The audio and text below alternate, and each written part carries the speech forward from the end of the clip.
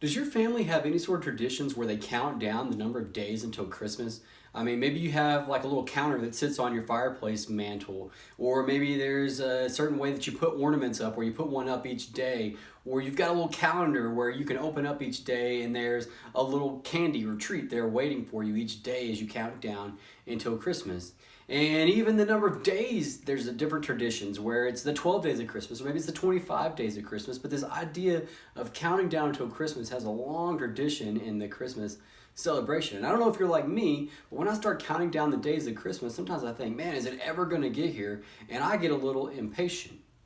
Well, I love what Second Peter writes.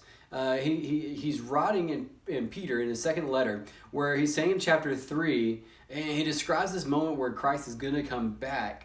And he's talking about Christ returning the second time, not when he came the first time at Christmas.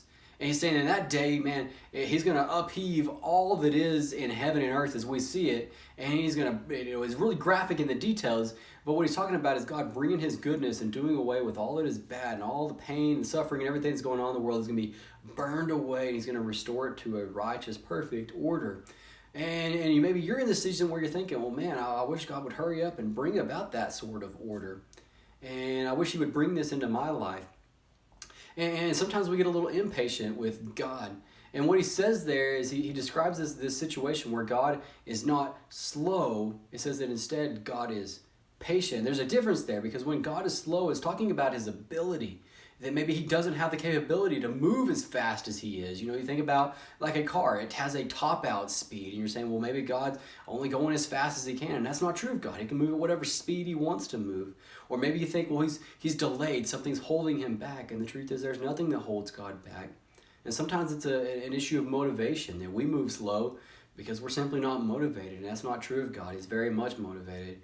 But it says in this verse, he's not slow, he's patient. The difference is God has the ability to move and to strike at whatever time he wants to. He chooses when he's going to work. And he waits for precisely the right moment because of his patience to act. And when he does so, he acts with perfection and timing. And so as we kind of move into this devotional and we look at 2 Peter, and we even move into this Christmas season where you look at these countdown timers, be thinking of this idea of waiting and really trusting in God's timing, that it is good and it is perfect.